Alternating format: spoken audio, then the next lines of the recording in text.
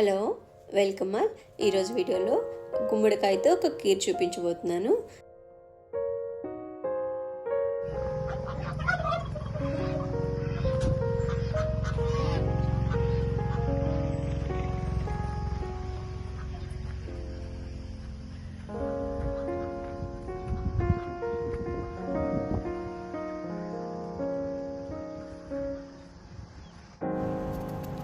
ఇవేంటంటే బయట కొన్న గుమ్మడికాయలు, అంటే మన ఫామ్లో పండించినవి కాదు.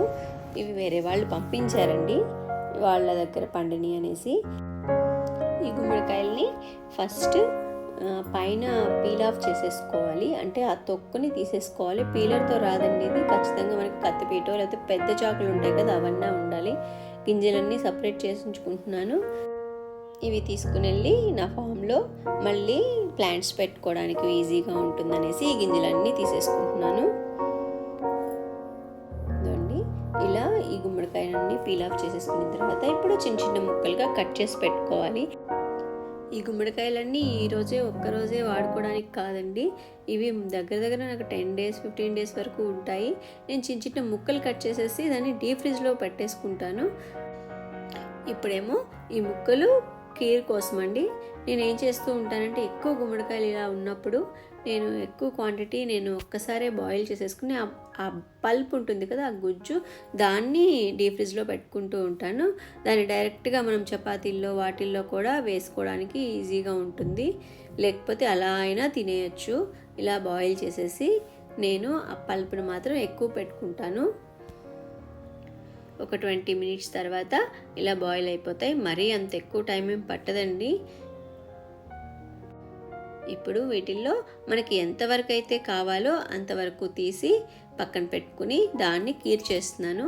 ఈ ముక్కలన్నీ నేను ఇలాగే ఉంచేసుకుంటానండి.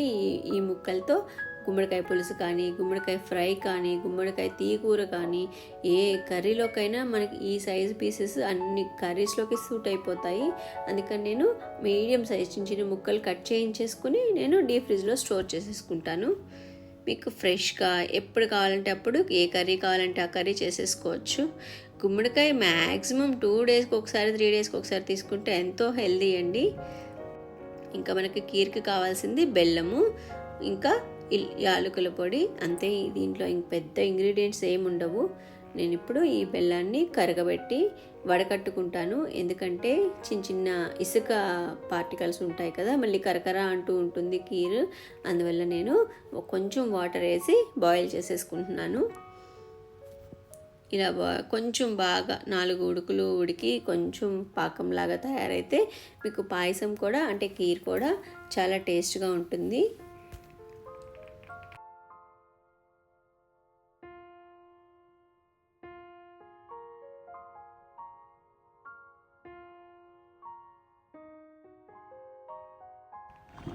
ఇదండి, నాకు ఇప్పటికీ ఎంత కావాలో కీర్కి అంత ముక్కల వరకు తీసేసుకున్నాను. అంటే ఒక 4గురికి సరిపడా పాయసం చేస్తున్నాను అన్నమాట. ఇలాగే ఈ హల్వా లాగా ఉంచేసి దీంట్లో బెల్లం వేసేసుకుని కలిపేసి చిక్కగా అలాగే ఉంచేసుకుంటే అది హల్వా అయిపోతుంది. మనకి పలుచగా కావాలంటే బెల్లంలో కొంచెం వాటర్ వేసుకుని ఉడకబెట్టుకుని వడకట్టుకోవచ్చు. ఇదండి, నేను బెల్లాన్ని ఇప్పుడు డైరెక్ట్గా ఈ హల్వాలో, అంటే గుమ్మడికాయ హల్వా చేసాం కదా, దాంట్లో వడకట్టేస్తున్నాను. ఇదండి, ఇది చూడండి, చిన్న చిన్న చెక్క పీసులు, తర్వాత ఇసుక అలాంటివన్నీ ఫిల్టర్లో ఉండిపోతాయి. ఇది యాలకుల పొడి, ఒక 1/2 స్పూన్ యాలకుల పొడి వేసుకుంటున్నాను. బాగా కలిపేసి దీన్ని చల్లారి పెట్టేయాలి. కనీసం ఒక అరగంట దాకా చల్లారిపోతే కానీ బాగోదు. ఎందుకనంటే పాలు వేయగానే ఇరిగిపోయినట్టు అయిపోతాయి. ఇప్పుడు లాస్ట్లో నెయ్యితో డ్రై ఫ్రూట్స్ వేయించేసి ఆ పాయసంలో వేసేస్తున్నాను. దీనికి మీ ఇష్టం అండి, నేనైతే ఒక 5 స్పూన్లు 6 స్పూన్లు నెయ్యి తీసుకుంటున్నాను. ఇదండి, దీంట్లో బాదం ఇంకా జీడిపప్పు తీసుకుంటున్నాను. వీటిని చిన్న ముక్కలుగా కట్ చేసేసి నెయ్యిలో వేయించి ఇప్పుడు ఆ పాయసంలో కలిపేస్తాను.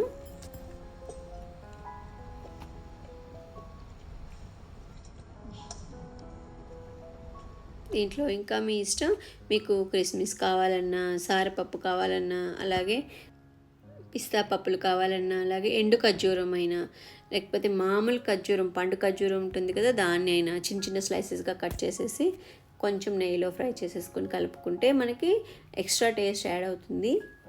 నేనైతే జీడిపప్పు ఇంకా బాదం వరకే తీసుకుంటున్నాను. అయినా గుమ్మడికాయలో లేని పోషక విలువలు కాదులేండి. నేను ఆల్రెడీ గుమ్మడికాయ దప్పలం ఒకటి వీడియో చేస్తున్నాను. దాంట్లో గుమ్మడికాయ గురించిన విశేషాలు, దానివల్ల మనకి యూజెస్ అన్నీ నేను వివరంగా చెప్పున్నాను. మళ్ళీ ఈ వీడియోలో కూడా దాని గురించి, యూజెస్ గురించి అంతా చెప్పుకుంటూ పోతే మరి ఎక్కువగా అనిపిస్తుంది. అందుకని నేను గుమ్మడికాయ యూజెస్ అనేవి నేను ఎక్కువ దాని గురించి డిస్కస్ చేయట్లేదు. ఇప్పుడు ఆ జీడిపప్పు వేగిపోయిన తర్వాత ఈ పాయసంలో కలిపేస్తున్నాను. ఇప్పుడు దీన్ని బాగా చల్లారిపోనివ్వండి.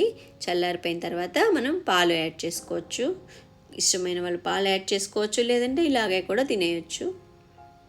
దీంతోనే స్టఫింగ్ చేసి చపాతీలు చేస్తానండి నేను. అవి కూడా బాగుంటాయి. అంటే ఈ డ్రై ఫ్రూట్స్ ఇవి లేకుండా, అంటే ఇవి ఉండడం వల్ల చపాతీ అక్కడక్కడ చిరిగిపోతూ ఉంటుంది కదా, అలా కాకుండా ఈ గుమ్మడికాయ పేస్ట్ను ఒక్కటే చపాతీలో స్టఫింగ్ చేసి చపాతీలు చేస్తూ ఉంటాను. అది కూడా బాగుంటుంది. ఇంకా దీన్ని ఇలాగే వదిలేసేయండి ఒక అరగంట పాటు. చాలా వేడిగా ఉంటుంది. ఈ వేడంతా చల్లారిపోవాలి, లేదంటే పాలు విరిగిపోతాయి. దీన్ని ఎక్కువ స్మాష్ కూడా చేసేయొద్దండి. కొంచెం అట్లా పల్పుగా ఉంటేనే బాగుంటుంది. నేనైతే ఎక్కువ స్మాష్ అయితే చేసేయలేదు. దీన్ని మనకి ఒక సర్వింగ్ బౌల్లోకి తీసుకుని దాంట్లో డైరెక్ట్గా మిల్క్ యాడ్ చేసుకోవచ్చు. నేనైతే చిన్న మట్టిది కుండ లాంటిది తీసుకున్నాను. దీంట్లోనే సర్వ్ చేసేస్తాను. ఇట్లా పాలు వేసుకుంటున్నాను కొంచెం. అంతేనండి, మన గుమ్మడికాయ కీర్ రెడీ అయిపోయింది. గుమ్మడికాయ తెచ్చుకున్నప్పుడు మనం కనీసం 4 రకాలైనా చేసుకోవచ్చండి. కీర్ లాగా చేసేసుకుని ఆ ముక్కలు కొన్ని ఉంచుకున్న తర్వాత మళ్ళీ దాంతో దప్పలం చేసుకోవచ్చు. ఈ గుజ్జుని అలాగే పల్పు పక్కన పెట్టుకున్నప్పుడు స్టఫింగ్ చపాతీ చేసుకోవచ్చు, అలాగే ఫ్రై కూడా చేసుకోవచ్చు. ఇలా ఎన్ని రకాలైన గుమ్మడికాయతో చేసుకోవచ్చండి. ఎంతో హెల్దీ రెసిపీ ఇది. ఓకే అండి, నెక్స్ట్ వీడియోలో కలుసుకుంటాను. ఈ వీడియో కనుక మీకు నచ్చినట్లయితే లైక్ చేయండి, షేర్ చేయండి, అలాగే సబ్స్క్రైబ్ కూడా చేయండి. Thank you for watching.